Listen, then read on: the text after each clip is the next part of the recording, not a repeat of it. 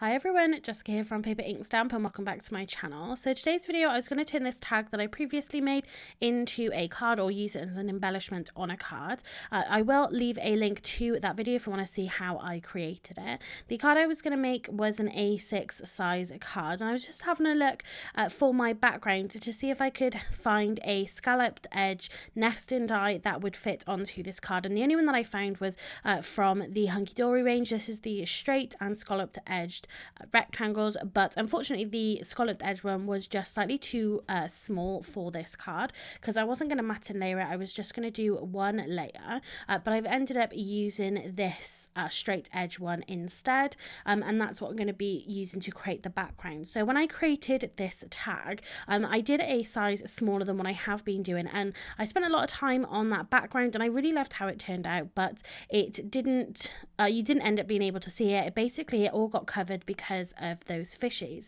So I wanted to just recreate that today, and then I was going to add the tag on top. So I've got three colours of Distress Oxide here. So we have got Tumbled Glass, Salty Ocean and Chipped Sapphire. And we're going to start off with a very simple gradient blend here. So I'm just blending the Tumbled Glass on the top portion. So the cardstock I'm using, because I'm going to be using a stencil and some Distress paste, I've used a watercolour cardstock. So this is the Creative Expressions watercolour card. Now it does have a little bit of a texture. I did find that the ink did sit nicely on top of the surface. I don't usually use a cardstock like this when ink blended, but again, because I wanted to use the paste, this was going to be the best cardstock for that.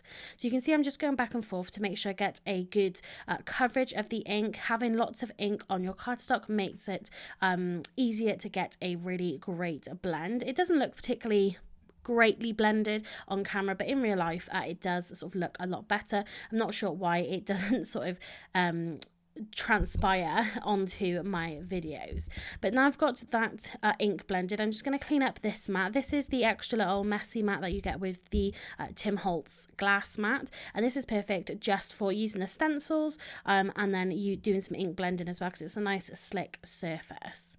And then what I can do is then go in with my stencil. So I'm just going to add some tape onto the back of my panel, and that can hold my stencil down. So I'm going to do a little bit on all of the sides, turn it over, and then I can press my stamp on top. I do have the stick and spray from Crafter's Companion that I could have used, but I didn't want any of that to kind of react with that background, so this is a really great alternative. So the texture paste I'm using, this is the Distress Crackle texture paste, and again this is basically the same background that I created on the tag, but yeah, you just didn't end up seeing any of it. So I'm going to use a spatula. This is a Nuvo spatula. I will link to the products in the description box down below. And I'm quite heavy-handedly putting the paste onto this background. I did notice that when you scraped it off, it then took quite a lot of it up. Because this has got some bigger openings, I wanted to have the fish sort of to stand out as much as possible. You could use this a lot more thinly, but I'm really happy with how this turned out. And then once you let it dry, it will start to crackle. It gives you a really fun background. What I would suggest is going to clean all of your utensils, so the stencil, the spatula and that messy mat as well. Just clean it all straight away, because otherwise this is going to dry onto those items and it's going to go hard, you know, and it's potentially going to wreck your stencil and your other bits and bobs. So definitely go and get that done first.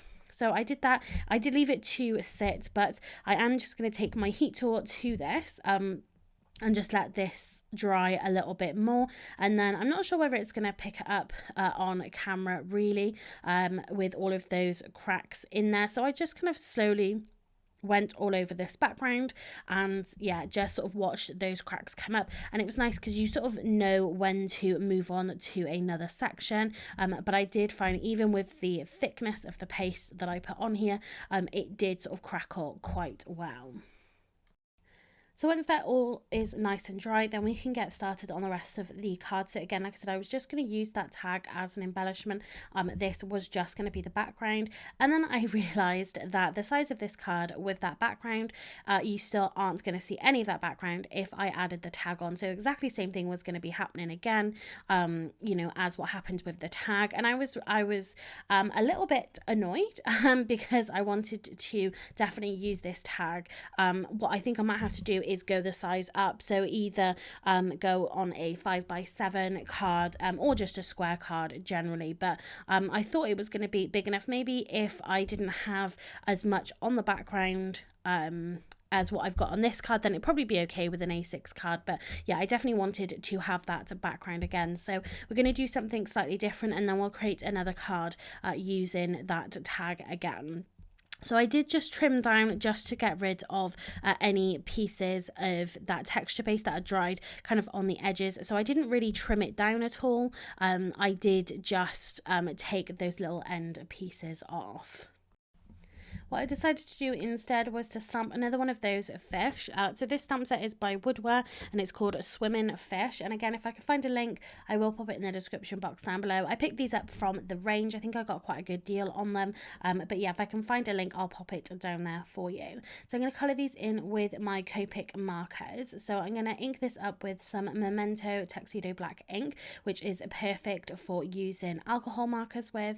And then I'm stamping that onto some white Neenah cardstock. Again, another great cardstock for colouring with alcohol markers because it won't bleed through. So I'm going to carry on with the blue theme here, and I'm using a new Copic sketch combination here that I've not actually used yet, and I really wanted to sort of practice a little bit more with this. So the colour combination I've got is B24, B28 and B29. So what I'm going to do is just put down a really quick layer of my lightest colour, which is B24. And then I'm going to come in with the darker, which is B29, then bring in my mid-tone, B28, and then go back to B24 again. So everyone has different ways of colouring. I find this as more of a beginner, the best way of blending. So putting down that first layer really helps to get that blend kind of going, then going in with the shadows, mid-tone, and then back to light. And then you can go back in with your shadows if you want, just to kind of re-enhance those shadow areas. So I'm colouring this in. Pretty much all of the fish here is going to be this blue shade. So with the whole fish being blue, I did bring in a little bit of red just for the lips, and then for the spots, to be honest, I don't think it went very well, to be honest. I think I should have used maybe more of a pinky colour, something like that, but I still used this fish, to be honest, on this card. I do think it still came out nice, but yeah, I don't think maybe the red was the best option. And again, because this is a new colour blend into my palette, if you like, of Copic markers that I've got, it does just take a little bit of learning sort of the colours and things that go together. With my tri-blend markers, I've used them for a lot longer, so I kind of know exactly what the colours are like and kind of how they do work together. So it is a little bit of experimenting to, you know, sort of get your colours sort of working together nicely. You can see there that I also fussy cut this fish out as well. I am planning to stamp a bunch of like A4 sheets and cut them all out with my Brother Scan and Cut machine. As you know, recently I picked up a new mat for that, and I really want to just have kind of images on hand, not ready coloured ones, but just ones there sort of ready to go. So I wanted to add just something behind my fish, just to add something extra to the card, and vellum is the perfect thing for that. So I picked out one of my scalloped edged circles from the vellum, and I'm going to pop that then behind the fish, and it's just going to help to make that stand out. So I'm going to add some foam tape to the back of this fish, and then we can just add the glue literally behind the fish so you don't see it through the vellum. I decided not to put this up on any foam, but this was slightly warped, so I had to make sure that this was on the card base nicely, and that all sides were kind of glued down. You could use something a little bit more permanent or a little bit more sticky to begin with, which would be something like a double-sided tape would be perfect for that as well. So again, I'm just going to add some foam onto the back of this fish. I'm going to have it coming off the end, and I am going to cut off just the end of his tail there. But again, we can pop that onto the vellum. And then again, so you don't want to add the glue outside of whatever's on top of it, because you will kind of see that through. And vellum's a really great option if you still want to see what's behind. If you don't want to cover too much of kind of your background or whatever it's sat on top of, you know, vellum is a great option. You can still see through it. So I was debating whether to add the tail to the other end to make it look like there was like another fish it was following, but I decided not to do that in the end. And then just to add a little something extra to it, I just took this shimmer pen. This is by Spectrum Noir, and I just added that over the blue sections of our fish. So a really simple card. I really love the background, to be honest. I really could have just put a sentiment on this, and it would have been perfect. But again, I wanted to use that tag, and I had this fish set out already, but I'm going to pop a sentiment on here from the stamp set, which reads "You're Fantastic," and I'm going to stamp that onto some blue cardstock. Again, something like this, if you had a plainer background without all of that texture, you could stamp it directly onto the cardstock, onto the actual card itself. But I'm going to put this onto some light blue. I think this was called Arctic Mist. Off the top of my head, it's the lightest blue shade that I've got. I stamped that in VersaFine Onyx Black ink, and it stamped really well. I made sure to kind of press it down nicely, and I got a great impression there. And then I'm just going to fussy cut around that as well, and then we can get that onto our card.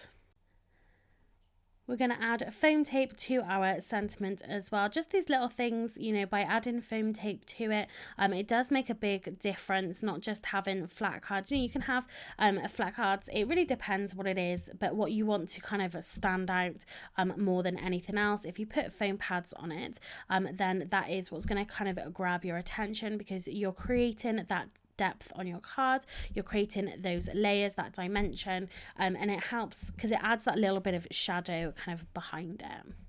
And then to finish this card, I'm going to add some Morning Dew Nuvo drops, just to make it look like the fish has got bubbles coming out of its mouth, and that is the card finished. So definitely not the card I was planning to make, and hopefully here you can see that texture paste, that crackle paste, and then the shimmer of the fish there. So if you did like this card, give it a thumbs up, and leave me a comment down below. If you haven't subscribed to my channel, please consider hitting that subscribe button and that notification bell so you don't miss out on any future videos. So that's it for today. Thanks very much for watching, and happy crafting.